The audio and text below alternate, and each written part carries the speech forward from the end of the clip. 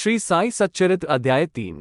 श्री साई बाबा की स्वीकृति, आज्ञा और प्रतिज्ञा, भक्तों को कार्य समर्पण, बाबा की लीलाएं, ज्योतिस्तंभ स्वरूप, मातृप्रेम, रोहिल्ला की कथा, उनके मधुर अमृतोपदेश। श्री साई बाबा की स्वीकृति और वचन लेना। जैसा कि गत अध्याय में वर्णन किया जा चुका है, बाबा ने सच्चरित्र लिखने की अनुमति देते हुए कहा कि सच्चरित्र लिखने की मेरी पूर्ण अनुमति है। तुम अपना मन स्थिर कर मेरे वचनों में श्रद्धा रखो और निर्भय होकर कर्तव्य पालन करते रहो। अगर मेरी लीलाएं लिखी गई तो अवेगा का नाश होगा तथा ध्यान व भक्तिपूर्वक श्रवण से दैहिक बुद्धि नष्ट होकर भक्ति और प्रेम की तीव्र लहर प्रवाहित होगी, और जो इन लीलाओं की अधिक गहराई तक खोज करेगा उसे ज्ञानरूपी अमूल्य रत्न की प्राप्ति हो जाएगी। इन वचनों को सुनकर हेमाडपंत अति हर्ष हुआ और वे निर्भय हो गए। उन्हें दृढ़ विश्वास हो गया कि अब कार्य अवश्य ही सफल होगा। बाबा ने श्यामा की तरफ दृष्टिपात कर कहा, जो प्रेमपूर्वक मेरा नामस्मरण करेगा मैं उसकी समस्त इच्छाएं पूर्ण कर दूंगा। उसकी भक्ति में उत्तरोत्तर वृद्धि होगी। जो मेरे चरित्र और कृत्यों का श्रद्धापूर्वक गायन करेगा उसकी मैं हर प्रकार से सदैव सहायता करूंगा। जो भक्तगण हृदय और प्राणों से मुझे चाहते हैं उन्हें मेरी कथाएं श्रवण कर स्वभावत प्रसन्नता होगी। विश्वास रखो कि जो मेरी लीलाओं का कीर्तन करेगा उसे परमानंद और चिरसंतोष की उपलब्धि हो जाएगी। यह मेरा वैशिष्ट्य है कि जो कोई अनन्य भाव से मेरी शरण में आता है, जो श्रद्धापूर्वक मेरा पूजन, निरंतर स्मरण और मेरा ही ध्यान किया करता है, उसको मैं मुक्ति प्रदान कर देता हूँ। जो नित्य प्रति मेरा नामस्मरण और पूजन कर मेरी कथाओं और लीलाओं का प्रेमपूर्वक मनन करते हैं, ऐसे भक्तों में सांसारिक वासनाएं और अज्ञान रूपी प्रवृत्तियां कैसे ठहर सकती है, मैं उन्हें मृत्यु के मुख से बचा लेता हूँ। मेरी कथाएं श्रवण से मुक्ति हो जाएगी। अतः मेरी कथाओं को श्रद्धापूर्वक सुनो, मनन करो। सुख और संतोष प्राप्ति का सरल मार्ग यही है।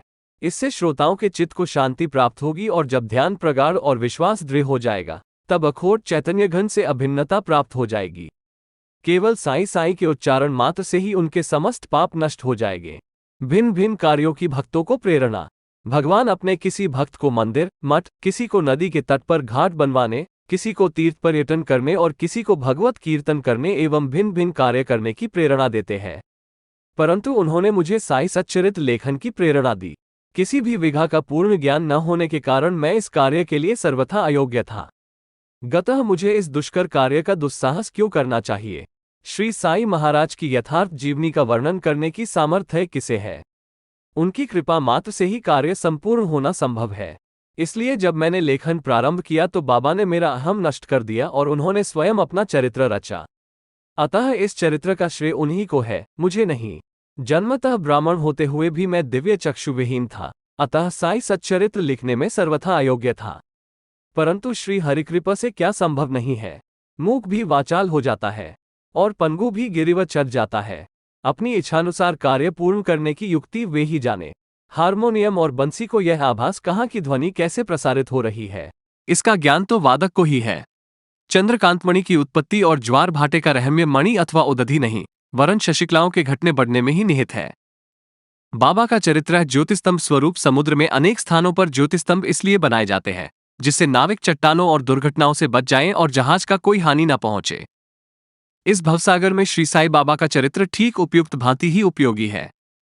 वह अमृत से भी अति मधुर और सांसारिक पथ को सुगम बनाने वाला है। जब वह कानों के दृढ़ हृदय में प्रवेश करता है तब दैहिक बुद्धि नष्ट हो जाती है और हृदय में एकत्रित करने से समस्त कुशंकाएं अदृश्य हो जाती है। अहंकार का विनाश हो जाता है तथा बौद्धिक आवरण लुप्त होकर ज्ञान प्रकट हो जाता है। बाप की विशुद्ध कीर्ति का वर्णन निष्ठापूर्वक श्रवण करने से भक्तों के पाप नष्ट होंगे। अतः यह मोक्ष प्राप्ति का भी सरल साधन है। सत्ययुग में शम तथा दम, त्रेता में त्याग, द्व्यापर में पूजन और कलयुग में भगवत कीर्तन ही मोक्ष का साधन है। यह अंतिम साधन चारों वर्णों के लोगों को साध्य भी है।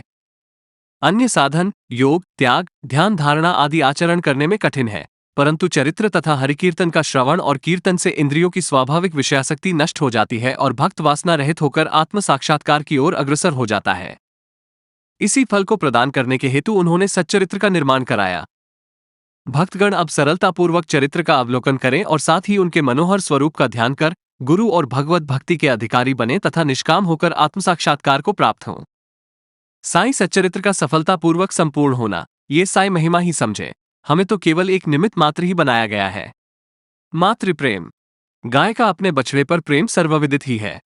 उसके स्तन सदैव दुग्ध से पूर्ण रहते हैं और जब भूखा बछड़ा स्तन की ओर दौड़कर आता है तो दुग्ध की धारा स्वतः प्रवाहित होने लगती है। उसी प्रकार माता भी अपने बच्चे की आवश्यकता का पहले से ही ध्यान रखती है और ठीक समय पर स्तनपान कराती है।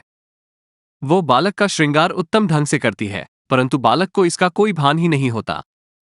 बालक के सुंदर श्रृंगारार्य को देखकर माता के हर्ष का पारावार नहीं रहता। माता का प्रेम विचित्र, असाधारण और निस्वार्थ है, जिसकी कोई उपमा नहीं है। ठीक इसी प्रकार सद्गुरु का प्रेम अपने शिष्य पर होता है। ऐसा ही प्रेम बाबा का मुझ पर था और उदाहरणार्थ वो निम्न प्रकार था। सन 1916 में मैंने नौकरी से अवकाश ग्रहण किया। जो पेंशन मुझे मिलती थी वो मेरे कुटुंब के निर्वाह के लिए अपर्याप्त थी। उसी वर्ष थी गुरु पूर्णिमा के दिवस में अनाय भक्तों के साथ शिरडी गया। वहां आना चिंचनीकर ने स्वतः ही मेरे लिए बाबा से इस प्रकार प्रार्थना की, इनके ऊपर कृपा करो। जो पेंशन इन्हें मिलती है वो निर्वाह योग्य नहीं है। कुटुंब में वृद्धि हो रही है। कृपया और कोई नौकरी दिला दीजिए ताकि इनकी चिंता दूर हो और ये सुखपूर्वक रहें। बाबा ने उत्तर दिया कि इन्हें नौकरी मिल जाएगी, परंतु अब इन्हें मेरी सेवा में ही आनंद लेना चाहिए। इनकी इच्छाएं सदैव पूर्ण होंगी। इन्हें अपना ध्यान मेरी ओर आकर्षित कर अधार्मिक तथा दुष्ट जनों की संगति से दूर रहना चाहिए। इन्हें सबसे दया और नम्रता का बर्ताव और अंतःकरण से मेरी उपासना करनी चाहिए।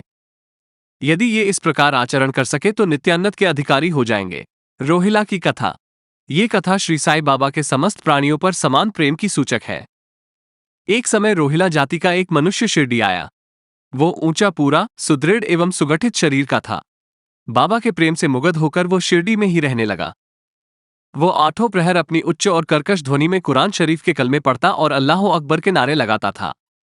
शिरडी के अधिकांश लोग खेतों में दिन भर काम करने के पश्चात जब रात्रि में घर लौटते तो रोहिला की कर्कश पुकारें उनका स्वागत करती है। इस कारण उन्हें रात्रि में विश्राम न मिलता था, जिससे वे अधिक कष्ट असहनीय हो गया। तब उन्होंने बाबा के समीप जाकर रोहिला को मनाकर इस उत्पात को रोकने की प्रार्थना की। बाबा ने उन लोगों की इस प्रार्थना पर ध्यान न दिया।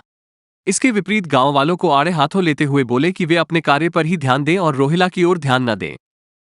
बाबा ने उनसे कहा कि रोहिला की पत्नी बुरे स्वभाव की है और वो रोहिला को तथा मुझे अधिक कष्ट पहुंचाती है, परंतु वो उसके कलमों के समक्ष उपस्थित होने का साहस करने में असमर्थ है और इसी कारण वो शांति और सुख में है।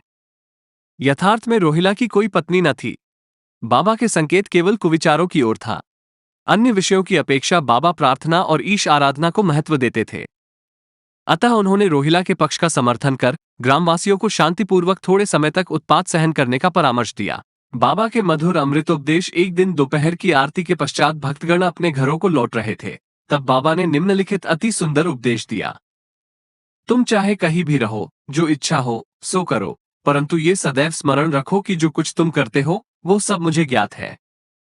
मैं ही समस्त प्राणियों का प्रभु और घट घट में व्याप्त हूं। मेरे ही उदर में समस्त जड़ व चेतन प्राणी समाये हुए हैं। मैं ही समस्त ब्रह्मांड का नियंत्रण करता व संचालक हूं। मैं ही उत्पत्ति व संहार करता हूं। मेरी भक्ति करने वालों को कोई हानि नहीं पहुंचा सकता। मेरे ध्यान की उपेक्षा करने वाला माया के पाश में फंस जाता है। समस्त जंतु, चींटियां तथा दृश्यमान, परिवर्तनमान और स्थायी विश्व मेरे ही स्वरूप है। इस सुंदर तथा अमूल्य उपदेश को श्रवण कर मैंने तुरंत ये दृढ़ निश्चय कर लिया कि अब भविष्य में अपने गुरु के अतिरिक्त अन्य किसी मानव की सेवा न करूंगा। तुझे नौकरी मिल जाएगी। बाबा के इन वचनों का विचार मेरे मस्तिष्क में बारंबार चक्कर काटने लगा। मुझे विचार आने लगा, क्या सचमुच ऐसा घटित होगा? भविष्य की घटनाओं से स्पष्ट है कि बाबा के वचन सत्य निकले और मुझे अल्पकाल के लिए नौकरी मिल गई। इसके पश्चात मैं स्वतंत्र होकर एकचित से जीवन पर्यंत बाबा की ही सेवा करता रहा। इस अध्याय को समाप्त करने से पूर्व मेरी पाठकों से विनम्र प्रार्थना है कि वे समस्त बाधाएं, जैसे आलस्य, निद्रा, मन की चंचलता व इंद्रिय आसक्ति दूर कर और एकचित हो अपना ध्यान बाबा की लीलाओं की ओर वे और स्वाभाविक प्रेम निर्माण कर भक्ति रहस्य को जाने तथा अन्य साधनाओं में व्यर्थ श्रमित न हो। उन्हें केवल एक ही सुगम उपाय का पालन करना चाहिए और वह है श्री साईं लीलाओं का श्रवण। इससे उनका अज्ञान नष्ट होकर मोक्ष का द्वार खुल जाएगा। जिस प्रकार अनेक स्थानों में भ्रमण करता हुआ भी लोभी पुरुष अपने गड़े हुए धन के लिए सतत चिंतित रहता है, उसी प्रकार श्री साईं को अपने हृदय में धारण करो।